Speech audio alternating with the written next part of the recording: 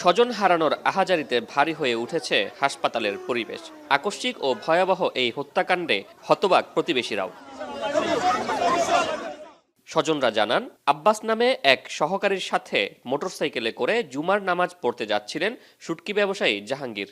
মোটরসাইকেলটি নোয়াপাড়া এলাকায় পৌঁছালে দুর্বৃত্তের আক্রমণের শিকার হন তারা। এ সময় আশপাশের লোকজন এগিয়ে এলে জাহাঙ্গীরকে গুলি করে পালিয়ে যায় অস্ত্রধারীরা। আমরা সবাই মসজিদে যাচ্ছিলাম, ওই টাইমে একটা গুলির শব্দ শুনছি ৩-৪টা।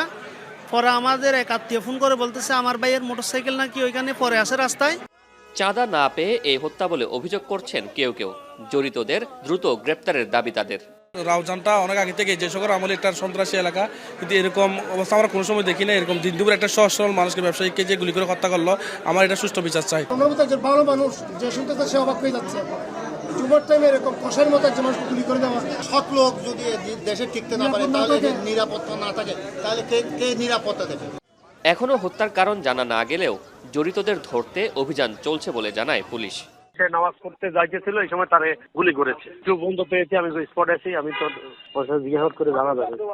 প্রকাশ্যে ব্যবসায়ীকে গুলি করে হত্যার পর পুরো এলাকায় আতঙ্ক বিরাজ করছে। শোয়েব রহমান, এখন, চট্টগ্রাম। কালার এক্সপার্ট, জর্জ স্যাপ এবং মাইল্ড অন হ্যান্ডস টেকনোলজি সমৃদ্ধ অরিক্স ক্রিস্টাল ওয়াশ আপনার লন্ড্রি এক্সপার্ট।